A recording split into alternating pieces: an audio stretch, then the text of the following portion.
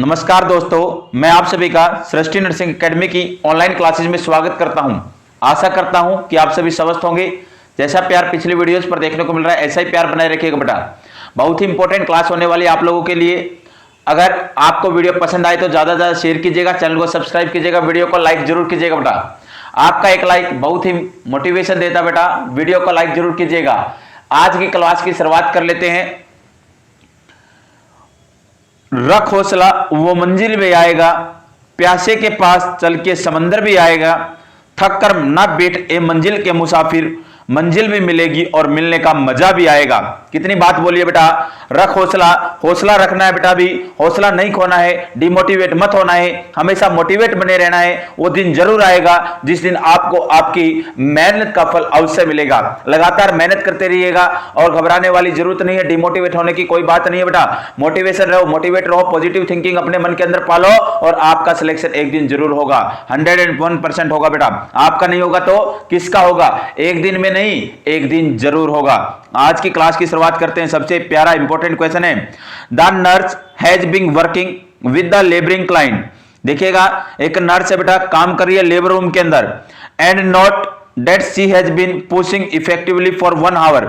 और वह नोट कर रही है बेटा कि वह जो फीमेल क्लाइंट है पुश कर रही है लगातार पिछले 1 घंटे से।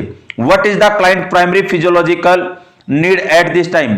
और इस टाइम के ऊपर क्लाइंट को सबसे पहली फिजियोलॉजिकल नीड क्या रहेगी? देखिएगा, एक नर्स है बेटा, लेबर रूम के अंदर ड्यूटी कर रही है और ड्यूटी कर रही है और क्लाइंट के अंदर बेटा क्या है, लेबर पेन आ रखा है और वो बेटा बियर डाउन करने की लगातार 1 घंटे से कोशिश कर रही है। तो इस टाइम के ऊपर प्राइमरी फिजियोलॉजिकल नीड क्या रहेगी? सबसे पहली जरूरत क्या रहेगी? एम्बुलेशन, उस महिला को एम्बुलेट करवाना है।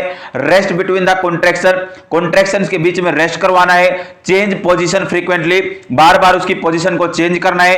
Consume oral food and fruit, उसको कंज्यूम करवाने हैं ओरल फूड एंड फ्रूट से। लिक्विड देना, ज्यादा मात्रा में लिक्विड देना बेटा। तो बताइएगा, फटाफट राइट आंसर दीजिए बेटा। लिक्विड दे सकते हैं, खाना दे सकते हैं, एम्बुलेट कर सकते हैं, उसकी मूवमेंट करवा सकते हैं, उसको रेस्ट दे सकते हैं, कॉन्ट्रैक्शन के बीच में उसकी पोजीशन चेंज कर सकते हैं। राइट आंसर देने की कोशिश करें। राइट आंसर क्या रहेगा? सभी बच्चे राइट आंसर देने की कोशिश करें बेटा। राइट आंसर क्या रहेगा इस क्वेश्चन का? सर इस क्वेश्चन का राइट आंसर क्या रहेगा? लगातार 1 घंटे से बेटा क्या कर रही है, पुश कर रही है, बियरिंग डाउन एफर्ट्स लगा रही है और उसके अंदर पहला फिजियोलॉजिकल नीड क्या रहेगी? तो हमेशा याद रखिएगा, कॉन्ट्रैक्शंस के बीच में क्या देना बेटा? रेस्ट प्रोवाइड करवाना है। कॉन्ट्रैक्शन के बीच में क्या करवाना सर? रेस्ट प्रोवाइड करवा के चलेंगे। ऑप्शन नंबर बी अपना राइट आंसर रहेगा। नेक्स्ट क्वेश्चन बेटा, autism can usually be diagnosed when the child is about. जब ऑटिज्म होता है, ऑटिज्म का मीन्स आपने पता होगा म्यूटिज्म होना। क्या होना? म्यूटिज्म, चुपचाप रहना, किसी से कोई बातचीत नहीं करना। नेक्स्ट वन बेटा, सोशली विड्रॉल है ना, समाज से सामाजिक दूरी बना के रखना, सोशली विड्रॉल होगा। नेक्स्ट वन सर, म्यूटिज्म हो गया, सोशली विड्रॉल हो गया। Not maintain eye to eye contact, eye to eye contact भी नहीं बना पाएगा। नेक्स्ट वन बेटा, not playing with peer group है, अपने जो साथी होंगे उसका ग्रुप होगा उसके साथ भी खेलना पसंद नहीं करेगा। Not play any role in social activity, किसी भी प्रकार से सोशल एक्टिविटी के अंदर कोई भी रोल प्ले करेगा। तो बेटा ऑटिज्म को कौन सी एज के दौरान डायग्नोस किया जा सकता है, कौन सी एज के दौरान पहचाना जा सकता है? 1 month, 2 month, 2 year, 14 year. Right answer दीजिए बेटा। कौन से मंथ ऑफ एज के ऊपर है, कौन से महीने की उम्र के ऊपर है, उसको क्या किया जा सकता है सर? डायग्नोस किया जा सकता है ऑटिज्म को। 1 महीने के ऊपर, 2 महीने के ऊपर, 2 साल के ऊपर या 14 साल के ऊपर। राइट आंसर दीजिए बेटा, कौन सी एज के ऊपर? तो हमेशा याद रखिएगा बेटा, 2 महीने के ऊपर। कब बेटा? 2 महीने के ऊपर। अरे वीडियो पसंद आ रही है तो ज्यादा से ज्यादा शेयर कीजिएगा, अपने फ्रेंड सर्कल के अंदर घुमाइएगा बेटा इस वीडियो को। जल्दी से जल्दी 1K सब्सक्राइबर करवाने आप लोगों को। कितने करवाने सर? 1K। चलो बेटा नेक्स्ट वन अपन बात करते हैं।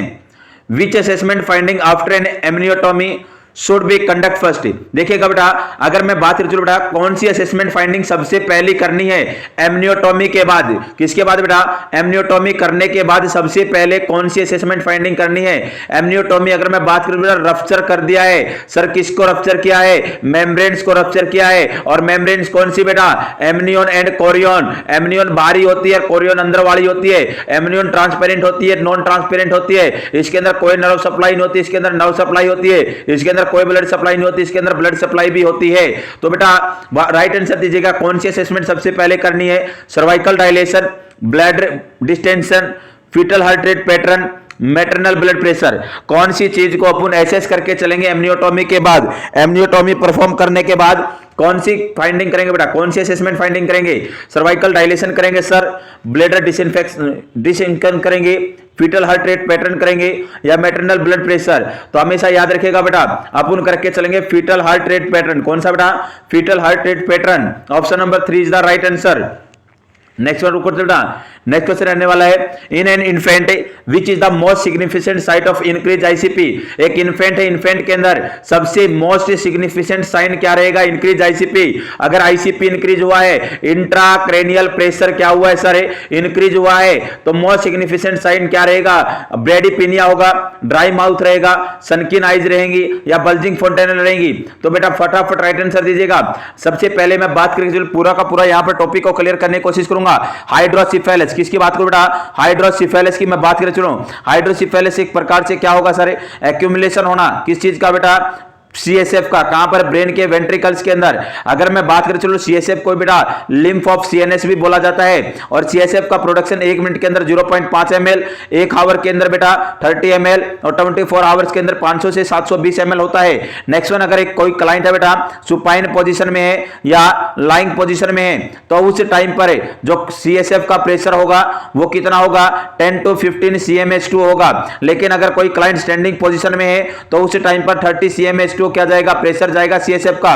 नेक्स्ट वन बेटा, अगर मैं बात करके चलूं कांस्टेंट वैल्यू कितनी रहती है सीएसएफ की? 120 से 150 ml। सर कैसे? क्योंकि बेटा सब एरिकनोइड स्पेस के अंदर क्या होती है? विलाई पाई जाती है, सब एरिकनोइड विलाई वो एब्जॉर्प्शन कर लेती है किसका बेटा? सीएसएफ का, और रिमेन्स बचता है 120 to 150 ml। नेक्स्ट वन, अगर मैं बात कर चलूं, एक होता है आईसीपी, इंट्राक्रेनियल प्रेशर, नॉर्मल होता है बेटा 5 से 15 mm ऑफ एचजी। अगर मैं बात करके चलूं नेक्स्ट वन सीएसएफ के फ्लो की, सीएसएफ का फ्लो सभी को पता होगा, सीएसएफ का प्रोडक्शन कोरेड फ्लेक्सिस के द्वारा लेटरल वेंट्रिकल के अंदर किया जाएगा, फिर आएगा थर्ड वेंट्रिकल के अंदर, और थर्ड वेंट्रिकल के अंदर लेके आने का काम करता है फोरामेन ऑफ मुनरो। या बेटा मैं बात करूं इंट्रावेंट्रिकुलर फोरामेन, फिर थर्ड वेंट्रिकल से फोर्थ वेंट्रिकल में आएगा सर, कुछ अमाउंट में प्रोडक्शन होगा थर्ड वेंट्रिकल के अंदर भी सीएसएफ का, फोर्थ वेंट्रिकल के अंदर लेके आने का काम करेगा सेरेब्रल एक्विडक्ट या एक्विडक्ट ऑफ सिल्वी से, और फोर्थ वेंट्रिकल के अंदर आने के बाद बेटा फोर वेंट्रिकल से बेटा एक तो सेंट्रल कैनाल के अंदर चला जाएगा सर, एक मीडियल एपरेचर के द्वारा, एक लेटरल एपरेचर के द्वारा सब एरिकनोइड स्पेस में डाल दिया जाएगा। लेटरल एपरेचर से लेकर जाएगा फोरामेन ऑफ लुस्का, और यहां से लेकर जाएगा फोरामेन ऑफ मिगेंडी, और दोनों कहां पर डाल देंगे? सब एरिकनोइड स्पेस से, और सब एरिकनोइड स्पेस के अंदर पाई जाएंगी विलाई, और विलाई क्या करेंगे बेटा? एब्जॉर्प्शन करेंगी। क्या करेंगी? एब्जॉर्प्शन करेंगी। नेक्स्ट वन, अगर मैं बात करें चलो बेटा नेक्स्ट से अगर बात करें चल बेटा इसके कोजेज क्या रहते हैं? एक तो कंजेनाइटल कोज होगा, एक एक्वायर्ड कोज होगा। कंजेनाइटल के अंदर बेटा बाय बर्थ मैटरनल इन्फेक्शन के कारण हो सकता है सर। नेक्स्ट वन बेटा कंजेनाइटल ट्यूमर प्रेजेंट हो। Next one congenital brain malformation, और ब्रेन मालफॉर्मेशन के अंदर दो आते हैं, एक तो आता है डेंडी वॉल्कर सिंड्रोम, एक आता है Arnold cherry syndrome. Arnold cherry syndrome के अंदर क्या होगा? ब्रेन स्टेम और सेरिबेलम दोनों का हर्निएशन हो जाएगा स्पाइनल कॉर्ड के अंदर। किसके द्वारा बेटा? किसके द्वारा? फोरामेन ऑफ मैग्नम के द्वारा। Next one Dandy Volker syndrome के अंदर क्या होगा? फोर्थ वेंट्रिकल के अंदर सिस्ट का फॉर्मेशन हो जाएगा। नेक्स्ट वन बेटा अगर मैं बात करें चलो थर्ड वेंट्रिकल है बेटा, वहां पर क्या देखने को मिलेगा? थर्ड वेंट्रिकुलर स्टोम देखने को मिल सकता है। Next steno aqueduct, cerebral aqueduct के अंदर स्टीनोसिस देखने को मिल सकता है। नेक्स्ट वन एक्वायर्ड कोज के अंदर क्या आएगा? मेनिंजाइटिस आ सकता है, एंसेफेलाइटिस आ सकता है, ब्रेन ट्यूमर, और मोस्ट कॉमन ब्रेन ट्यूमर होती है मेडुलोब्लास्टोमा। नेक्स्ट वन बेटा अपने को बर्थ इंजरी के कारण भी देखने को मिल सकता है। नेक्स्ट वन टू टाइप का होता है, कम्युनिकेटिंग और नॉन कम्युनिकेटिंग। कम्युनिकेटिंग के अंदर बेटा इंबैलेंस होगा प्रोडक्शन और एब्जॉर्प्शन में, किसी भी प्रकार का ऑब्स्ट्रक्शन नहीं होगा पाथवे के अंदर, लेकिन नॉन कम्युनिकेटिंग के अंदर बेटा ऑब्स्ट्रक्शन पाएगा बेटा पाथवे के अंदर। Next one sign and symptom, sign and symptom के अंदर सबसे पहले हेड एनलार्जमेंट होगा, और हेड एनलार्जमेंट होगा। Next one thin wide and separate skull bone मिलेंगे बेटा। नेक्स्ट वन परक्यूशन करेंगे तो बेटा मैकवन साइन आएगा, क्रैकपॉट साउंड सुनाई देगी। नेक्स्ट वन बेटा बल्जिंग फोंटेनल होगा। नेक्स्ट वन बेटा फ्रंटल फूसिंग होगा। अगर मैं बात करूं तो बेटा नियोनेट के अंदर सबसे पहले क्या देखने को मिलेगा? हाई श्रील क्राई देखने को मिलेगी, हाई श्रील क्राई देखने को मिलेगी। सेकंड अगर मैं बात करूं तो बेटा लॉस ऑफ एपेटाइट भी देखने को मिल सकता है, इरिटेबिलिटी भी देखने को मिल सकती है। अगर मैं टोटलर की बात करूं, चलो टोटलर के अंदर बेटा हेडेक होगा। क्या होगा सर? हेडेक होगा। और बेटा मैं बात करके चलूं अगर लेट चाइल्डहुड की, लेट चाइल्ड की मैं बात करूं चलो बेटा उसके अंदर क्या देखने को मिलेगा? अल्टर्ड लेवल ऑफ कॉन्शियसनेस देखने को मिलता है। मैनेजमेंट के अंदर मैं बात करूं, मैनेजमेंट के अंदर हमेशा याद रखिएगा क्या करेंगे? अगर मैं मेडिकल मैनेजमेंट की बात करूं चलो बेटा एसिटाजोलामाइड देके चलेंगे, और ये इसके अंदर बेटा कम्युनिकेटिंग हाइड्रोसिफेलिस के अंदर दे सकते हैं। सेकंड बेटा ग्लाइसरोल का यूज कर सकते हैं। अगर नॉन कम्युनिकेटिंग हाइड्रोसिफेलिस है बेटा, इसके अंदर शंट अप्लाई करना होगा। एक वीपी शंट करते हैं, एक वीए शंट करते हैं। वीपी शंट बेटा किस किस के बीच में, लेटरल वेंट्रिकल और पेरिटोनियम के बीच में, और ये बेटा लेटरल वेंट्रिकल और एट्रियम के बीच में। नेक्स्ट वन, थर्ड वेंट्रिकुलोस्टोमी करके चलते हैं। एक जो थर्ड वेंट्रिकल है उसके बेस के ऊपर क्या बनाते हैं कि एक होल बना देते हैं, बाईपास कर देते हैं। नेक्स्ट वन बेटा मैनेजमेंट के अंदर मैं बात करूं, चलो बेटा प्री ऑपरेटिव के अंदर क्या करना सर, प्री ऑपरेटिव के अंदर हमेशा याद रखिएगा अपन एग मैट्रेस का यूज कर सकते हैं, एयर मैट्रेस का यूज कर सकते हैं प्रिवेंट करने के लिए। किससे बेटा, किसे प्रिवेंट करने के लिए, बेड सोर से प्रिवेंट करने के लिए। नेक्स्ट बेटा चेंज करते रहेंगे पोजीशन बार बार। और बेटा पोस्ट ऑपरेटिव के अंदर मैं बात करूं, चलो बेटा पोस्ट ऑपरेटिव के अंदर सर क्या करना है, पोस्ट ऑपरेटिव के अंदर हमेशा याद रखिएगा बेटा अपन क्या करके चलेंगे सर, अपन क्या करेंगे अनअफेक्टेड या अनऑपरेटेड साइड पोजीशन प्रोवाइड करेंगे। सेकंड में बेटा हमेशा याद रखिएगा अगर अगर अगर अगर अगर क्या करने के बाद भी, अगर अपने को शंट अप्लाई करने के बाद भी आईसीपी बढ़ा हुआ है तो हेड एलिवेटेड पोजीशन देंगे, 15 से 30 डिग्री उठा देंगे। नेक्स्ट में बेटा अगर आईसीपी नॉर्मल है तो फ्लैट पोजीशन देंगे, और इसकी कॉम्प्लिकेशन होती है विजन लॉस। मैंने पूरा का पूरा टॉपिक यहां पर क्लियर किया है, और इसके अंदर बेटा ना तो सनकिन आइज देखने को मिलेंगी, ना ड्राई माउथ, ना ब्रेडी पीने, इसके अंदर बल्जिंग फोंटनल देखने को मिलेगा। नेक्स्ट क्वेश्चन बेटा आज की क्लास का, the nurse is monitoring a client in labour, the nurse suspect umbilical cord compression. देखिएगा बेटा नर्स मॉनिटर करिए कि क्लाइंट को लेबर रूम के अंदर नर्स सस्पेक्टेड है कि इसके अंदर अम्बिलिकल कॉर्ड कंप्रेशन हो गया है। If which is noted on external monitor tracing during a contraction, तो उसने क्या नोटिस किया बेटा, क्या नोटिस किया, एक्सटर्नल मॉनिटर किया है tracing during a contraction, contraction के दौरान वेरिएबिलिटी होगा, एक्सेलरेशन होगा, अर्ली डिसेलरेशन होगा या वेरिएबल डिसेलरेशन होगा। तो राइट आंसर दीजिएगा बेटा, राइट आंसर दीजिएगा। देखिएगा मैं आप लोगों को एक ट्रिक बता रहा हूं बेटा, याद रखिएगा वेरी अर्ली लेडी, किस नाम से बेटा, वेरी अर्ली लेडी, ऊपर है पिनियारी, ऊपर है पिनियारी के नाम से याद रखिएगा, वेरी अर्ली लेडी, ऊपर है पिनियारी। अगर ऐसा क्वेश्चन आपको कहीं भी फंसे तो इस ट्रिक से याद करने की कोशिश कीजिएगा। वी से है बेटा वेरी से है वेरिएबल, ई से है बेटा अर्ली डिसेलरेशन, एल से है बेटा लेट डिसेलरेशन। अम्बिलिकल कॉर्ड के अंदर कंप्रेशन हो गया है तो वेरिएबल आएगा, हेड कंप्रेशन हो गया है, हेड कंप्रेशन हो गया तो अर्ली डिसेलरेशन आएगा, और बेटा प्लेसेंटल इनसफिशिएंसी हो गई है तो लेट डिसेलरेशन आएगा। और क्वेश्चन के अंदर बोला गया है अम्बिलिकल कॉर्ड कंप्रेशन हुआ है तो वेरिएबिलिटी आएगा, एक्सेलरेशन आएगा, अर्ली आएगा, वेरिएबल आएगा। तो हमेशा याद रखिएगा वेरिएबल आएगा, क्या आएगा बेटा, वेरिएबल डिसेलरेशन आएगा। मैंने बोला वेरी अर्ली लेडी और ऊपर है पिनियारी, ऊपर है पिनियारी, पी से placental insufficiency, head compression, umbilical cord compression, variable deceleration, early deceleration और लेट डिसेलरेशन। तो अपना राइट आंसर जाएगा ऑप्शन नंबर 4। याद रखिएगा हमेशा इस ट्रिक को बेटा। नेक्स्ट क्वेश्चन है cause of hydrocephalus include, hydrocephalus का कॉज क्या होगा, deficiency of amniotic fluid, amniotic fluid का कम होना, decrease secretion of CSF, secretion CSF का कम होना, increase secretion of CSF, secretion ज्यादा होना, absence of secretion of CSF, CSF का जो सिक्रीशन है बिल्कुल एब्सेंट हो गया है। तो हाइड्रोसिफेलिस का कॉज क्या रहेगा, cause of hydrocephalus include deficiency of amniotic fluid, decrease secretion of CSF, absence of secretion of CSF, increase secretion of CSF. तो हमेशा याद रखिएगा राइट आंसर रहेगा बेटा increase secretion of CSF, increase secretion of CSF. Option number 4 is the right answer. अगर कोई बच्चा हरियाणा से क्लास को लाइव देख रहा है बेटा तो याद रखिएगा डीएमईआर नहीं, रोहतक पीजीआई के अंदर वैकेंसी आने वाली है दिसंबर के अंदर ही आपको कोई ना कोई नोटिस देखने को मिल जाएगा पीजीआई रोहतक का। तो एग्जाम हो सकता है बेटा उसका आने वाले जनवरी या फरवरी के अंदर उसका एग्जाम कंडक्ट करवा लिया जाएगा। तो अभी से तैयारी स्टार्ट कर दे बेटा, अपनी प्रिपरेशन स्टार्ट कर दें। रोहतक पीजीआई के अंदर वैकेंसी आएंगे और कम से कम 500 to 600 वैकेंसीज आएंगी बेटा, 500 to 600 वैकेंसीज आएंगी। नेक्स्ट क्वेश्चन रुक करते हुए नेक्स्ट क्वेश्चन रहने वाला है, देखिएगा the nurse in A labouring room is monitor with dysfunctional labour. देखिएगा एक नर्स है लेबर रूम के अंदर वो मॉनिटर कर रही है, डिसफंक्शनल लेबर है, डिसफंक्शनल है बेटा, लेबर अच्छा नहीं हो रखा है। टू एसेस फीटल और मैटरनल कंप्रेशन, तो उसने बेटा एसेस किया फीटल और मैटरनल कॉम्प्रोमाइज है। Which assessment finding indicate the nurse that fetus और मदर कंडीशन इज कॉम्प्रोमाइज्ड। तो कौन सी कंडीशन उसको देखने को मिलेगी, कौन सी चीज को उसने एसेस किया है कि उसको इंडिकेट कर रहा है फीटस और मदर दोनों की कंडीशन कॉम्प्रोमाइज्ड है। सर मैटरनल फैटिक मैथनल थक चुकी है बेटा। कोऑर्डिनेट यूट्राइन कॉन्ट्रैक्शन, कोऑर्डिनेट हो रहे हैं uterine contraction. Progressive changing in cervix, cervix के अंदर लगातार चेंजेस होते जा रहे हैं। Persistent decrease in fetal heart rate, लगातार डिक्रीज हो रही है फीटल हार्ट रेट। तो बताइएगा बेटा, लेबर रूम के अंदर मॉनिटर कर रही है डिसफंक्शनल लेबर को। और बेटा एसएस किया उसने, फीटल और मैटरनल दोनों कॉम्प्रोमाइज हो चुके हैं। कौन सी फाइंडिंग इंडिकेट करेगी कि फीटस और मदर दोनों क्या हो चुके हैं, कॉम्प्रोमाइज हो चुके हैं? तो राइट आंसर दीजिएगा बेटा, maternal fatigue, coordinate uterine contraction, progressive changes in the cervix, persistent decrease in fetal heart rate. तो राइट आंसर दीजिएगा बेटा, कौन सी कंडीशन इंडिकेट करेगी? Option A, second, third, fourth. तो हमेशा याद रखिएगा option number fourth, persistent decrease in the fetal heart rate, persistent decrease in the fetal heart rate. Option number fourth is the right answer जाएगा बेटा, option number fourth अपना right answer जाएगा। लगातार क्या डिक्रीज हो रही है? फीटल हार्ट रेट डिक्रीज हो रही है, और यह दर्शाएगा कि मैटरनल और फीटस दोनों कॉम्प्रोमाइज हो चुके हैं। नेक्स्ट क्वेश्चन बेटा, most common cause of neonatal death is, most common cause क्या है नियोनेटल डेथ का? डायरिया है, सेप्टिसीमिया है, जॉन्डिस है या हाइपोथर्मिया है? तो राइट आंसर दीजिए बेटा, most common cause of neonatal death is, most common cause of neonatal death क्या रहेगा? डायरिया रहेगा, सेप्टिसीमिया रहेगा, जॉन्डिस रहेगा, हाइपोथर्मिया रहेगा? तो हमेशा याद रखेगा हाइपोथर्मिया रहेगा। अब मैं फटाफट हाइपोथर्मिया को रिवाइज करने की कोशिश करूंगा बेटा। हाइपोथर्मिया क्या होगा बेटा? हाइपोथर्मिया सर नॉर्मल बेबी का जो बॉडी टेम्परेचर होता है 36.5 टू 37.5 डिग्री सेंटीग्रेड होता है। अगर बेटा ये बॉडी टेम्परेचर 36.5 डिग्री सेंटीग्रेड से कम होगा तो ये इंडिकेट करेगा हाइपोथर्मिया को। और हाइपोथर्मिया तीन प्रकार का होता है, एक कोल्ड स्ट्रेस हाइपोथर्मिया, एक बेटा मॉडरेट हाइपोथर्मिया, एक very severe hypothermia.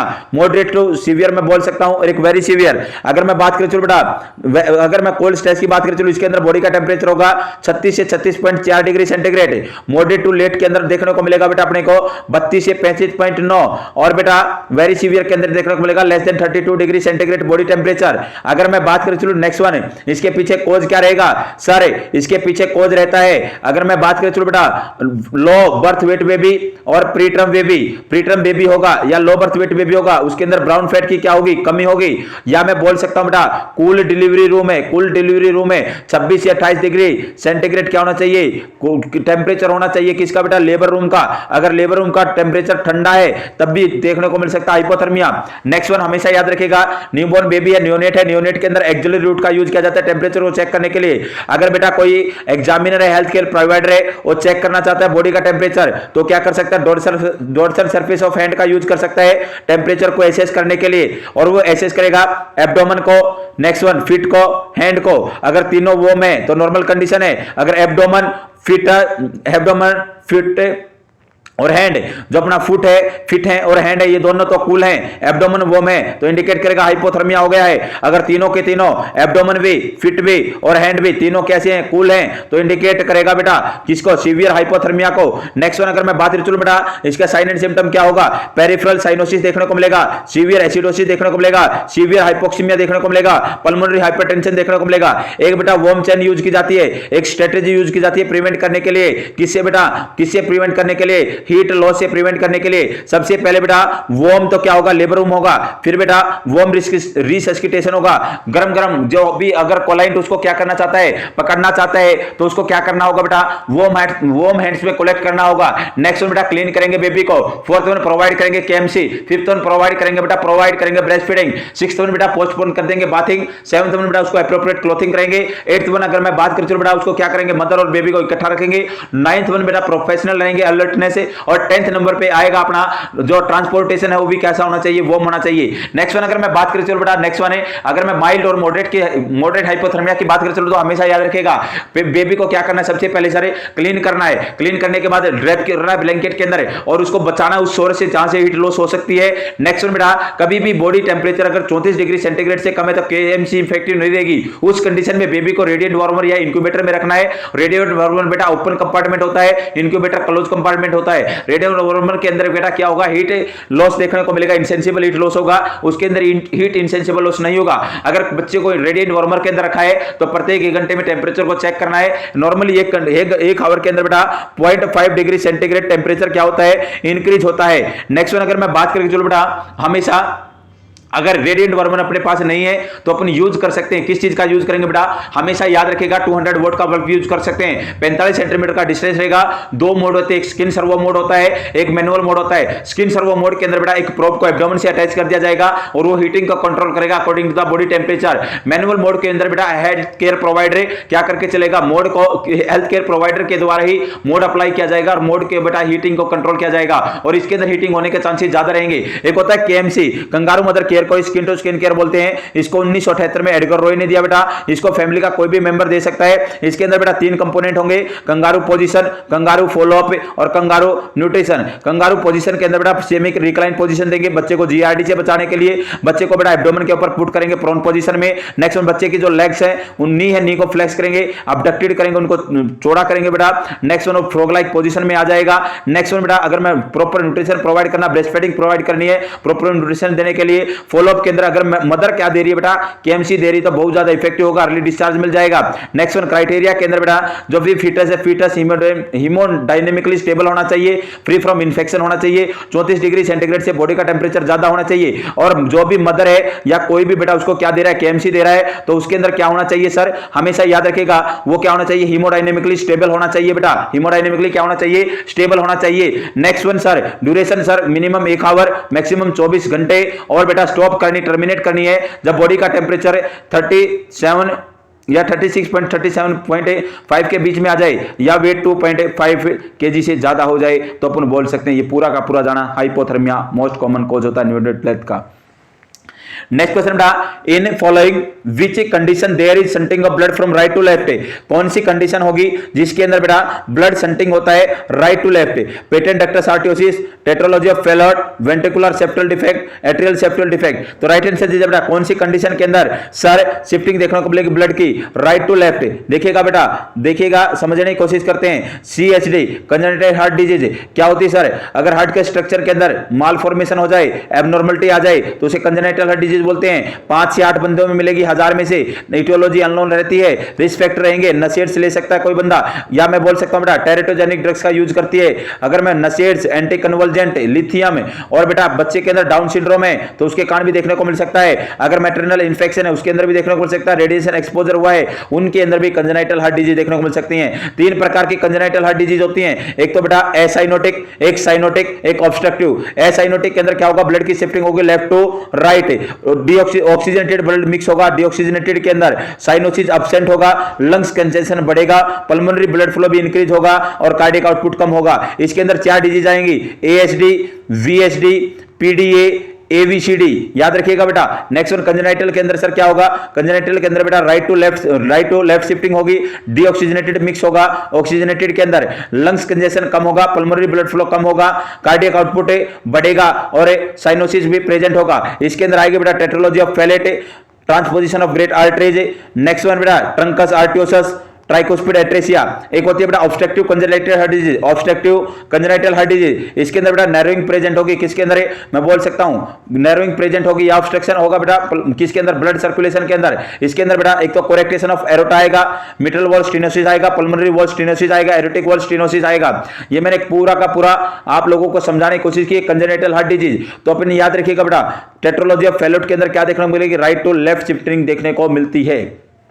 Next question है, the nurse has created a plan, the nurse has created a plan for care for a client experience in dystocia and include several nursing action in the plan of care. What is the priority nursing action. देखिएगा बेटा एक nurse है और plan कर रही है, एक client experience है डिस्टोसिया, डिस्टोसिया का मींस होता है एबनॉर्मल लेबर है, उसके अंदर बेटा यूटोसिया होता है नॉर्मल लेबर, डिस्टोसिया होता है abnormal labour. Include several nursing action in the plan of care.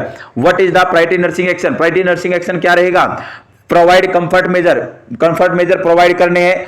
Next one monitor the fetal heart rate, fetal heart rate monitor करनी है। Change the client position frequently, बार बार क्लाइंट की position को change करना है। Inform other about the progress of labour, inform करना है उसको, बताना है प्रोग्रेस ऑफ लेबर, लेबर के बारे में इन्फॉर्म करना है। Other say about the progress, दूसरों को बताना है बेटा, इन्फॉर्म करना है। तो राइट आंसर क्या रहेगा, डिस्टोसिया है, नॉर्मल लेबर है। सेवरल नर्सिंग एक्शन प्लान के अंदर केयर के अंदर प्रायोरिटी नर्सिंग एक्शन क्या रहेगा, सबसे पहला एक्शन रहेगा अपने को बेटा, अपने को बच्चे की क्या करनी है, हृदय गति को चेक चेक करना है। Monitor the fetal heart rate सबसे पहली प्रायोरिटी रहती है किसके अंदर, प्रेगनेंसी के अंदर अपने को सबसे पहला किस चीज को चेक करके चलना है, monitor the fetal heart rate, fetal heart rate को मॉनिटर करके चलना है।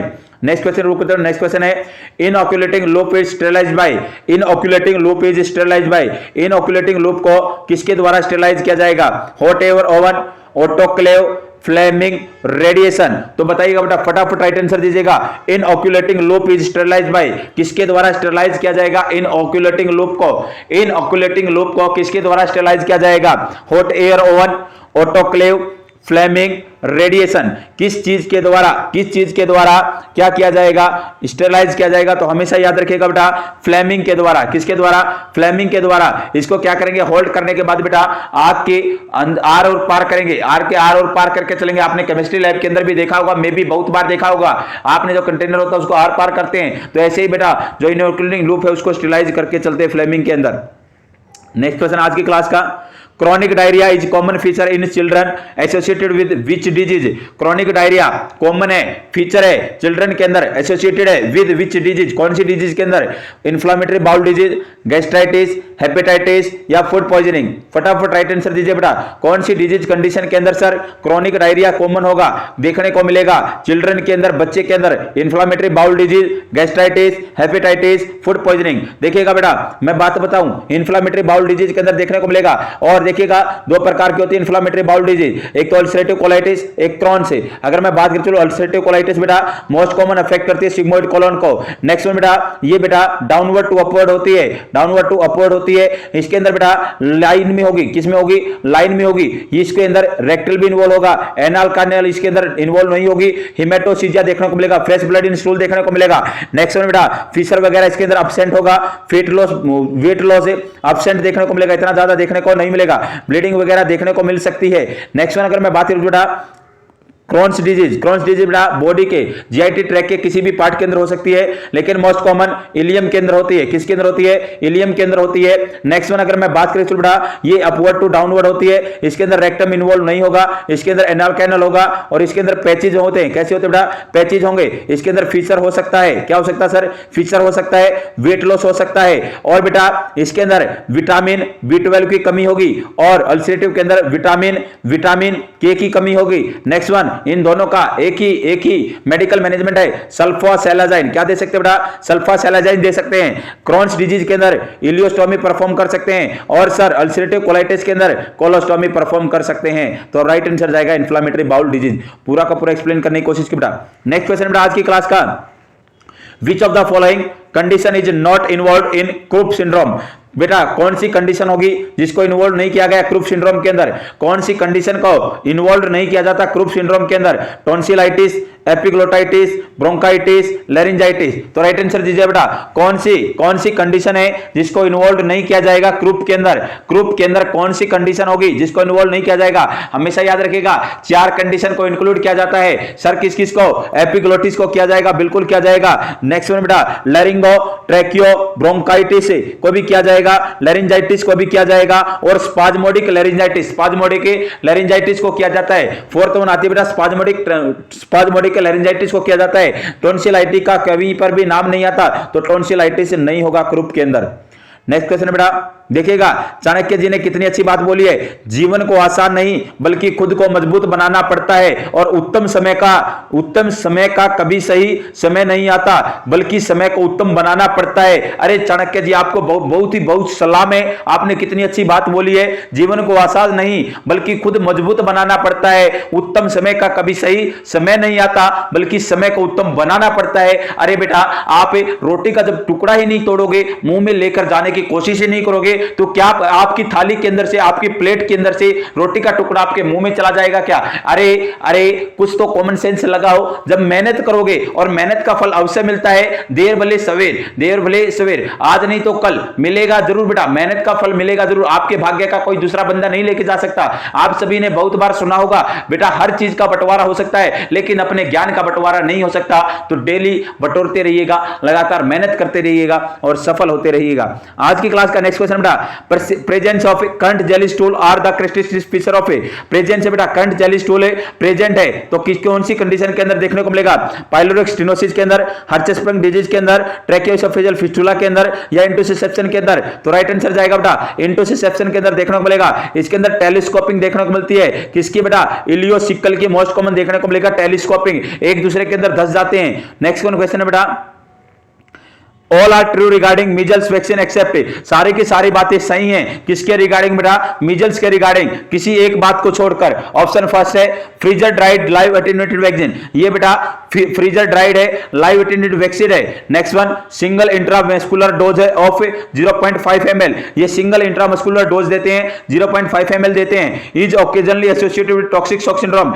इसके कारण बेटा क्या हो जाता है टॉक्सिक शॉक सिंड्रोम देखने को मिल सकता है। कॉन्ट्राइंडिकेटेड इन प्रेगनेंसी, यह प्रेगनेंसी के अंदर कॉन्ट्राइंडिकेटेड रहती है। तो फटाफट राइट आंसर दीजिएगा बेटा। सारी की सारी बातें ठीक है बेटा मीजल्स के बारे में ठीक है सारी की सारी बातें, एक बात को छोड़कर ये freezer dried live attenuated vaccine है, सिंगल इंट्रामस्कुलर डोज है 0.5 ml है। नेक्स्ट वन ओके इसके टॉक्सिक शॉक सिंड्रोम के अंदर बेटा सीवियर वोमिटिंग, सीवियर डायरिया और हाई ग्रेड फीवर, तीन साइन आते हैं सीवियर वोमिटिंग, सीवियर डायरिया और हाई ग्रेड फीवर। और कॉन्ट्राइंडिकेटेड प्रेगनेंसी के अंदर कॉन्ट्राइंडिकेटेड है। तो बेटा हमेशा याद रखिएगा इसको बेटा कौन से रूट से देते हैं सबक्यूटेनियस रूट से देते हैं। डोज तो 0.5 ml देते हैं, एक तो 9 मंथ पे देते हैं बेटा, दूसरी 15 से 18 महीने के ऊपर देके चलते हैं सेकंड डोज। तो राइट आंसर रहेगा अपना option number second is the right answer. Next question बेटा आज की क्लास का Which of the following is an example of objective data? कौन सा एग्जाम्पल होगा ऑब्जेक्टिव डाटा का, कौन सा एग्जाम्पल है? फीलिंग ऑफ वरी, उसको चिंता हो रही है, नोजिया, पेन इन एब्डोमेन या डिस्कलरेशन ऑफ स्किन। तो बताइएगा बेटा फटाफट ऑब्जेक्टिव डाटा का कौन सा एग्जाम्पल है? Which of the following is the example of objective data? Objective data का एग्जाम्पल कौन सा है? Feeling of worry, nausea, pain in abdomen, discolouration of skin. फटाफट राइट आंसर दीजिएगा। अगर क्लास आपको अच्छी लग रही है, समझ में आ रही है तो ज्यादा से ज्यादा शेयर कीजिएगा बेटा। वीडियो को लाइक करना ना भूले, वीडियो को लाइक जरूर करें। तो देखिएगा दो प्रकार का डाटा होता है सब्जेक्टिव और ऑब्जेक्टिव। सब्जेक्टिव तो बेटा वह है डाटा जो कि खुद क्लाइंट या उसका रिलेटिव क्या दे इंफॉर्मेशन दे सकता है। लेकिन अगर मैं बात करके चलो बेटा जैसे कि वो बता रहा है मेरे एब्डोमेन में पेन है, अपने आप सेल्फ इंफॉर्मेशन दे, उसको बोलते हैं सब्जेक्टिव डाटा। अगर बेटा कोई हेल्थ केयर प्रोवाइडर या अन्य कोई पर्सन नोटिस करे उसको बोलते हैं ऑब्जेक्टिव डाटा। तो इसके अंदर बेटा डिस्कलरेशन ऑफ स्किन, क्या बेटा डिस्कलरेशन ऑफ स्किन अपना क्या रहेगा ऑब्जेक्टिव डाटा रहेगा, राइट आंसर रहेगा। नेक्स्ट क्वेश्चन रुक करते बेटा, नेक्स्ट क्वेश्चन रहने वाला है वैक्सीनेशन कॉन्ट्राइंडिकेटेड इन प्रेगनेंसी के अंदर कौन सी वैक्सीन होगी, कौन सा इम्यूनाइजेशन शेड्यूल होगा जिसको अपन क्या करते हैं सर अपन अवॉइड करके चलते हैं। रेबीज हो गया, रुबेला हो गया, वेरिसेला हो गया, बोथ सेकंड एंड थर्ड। तो राइट आंसर दीजिए बेटा कौन सी वैक्सीन को अवॉइड करके चलते हैं प्रेगनेंसी के अंदर? सर जितनी भी लाइव वैक्सीन है बोल टेली MMR2 सभी को अपन क्या करते हैं बेटा अवॉइड करते हैं प्रेगनेंसी के अंदर। क्या बोला मैंने? बोल टेली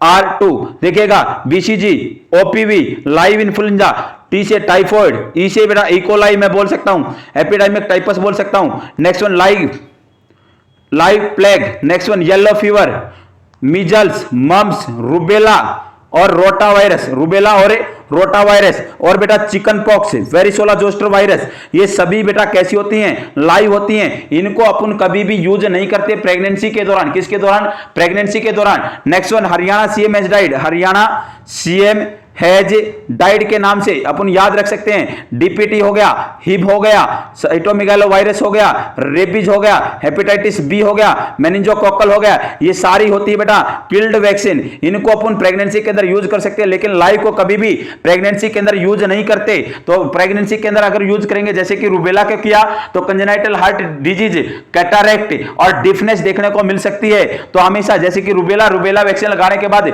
3 से 4 महीने अपने को अवॉइड करनी है बेटा। किसको अवॉइड करना है? प्रेगनेंसी को अवॉइड करके चलना है। तो अपना राइट आंसर रहेगा बेटा both second and third. Sir varicella भी और रुबेला भी दोनों कैसी है बेटा? लाइव वैक्सीन है। जितनी भी लाइव वैक्सीन होती है सभी को कॉन्ट्राइंडिकेटेड रखना है प्रेगनेंसी के अंदर। आज की क्लास को बेटा अपन यहीं पर समाप्त करते हैं। अगर वीडियो आपको पसंद आए तो ज्यादा से ज्यादा शेयर कीजिएगा, चैनल को सब्सक्राइब कीजिएगा, वीडियो को लाइक कीजिएगा। आप सभी का जुड़ने के लिए बहुत बहुत धन्यवाद।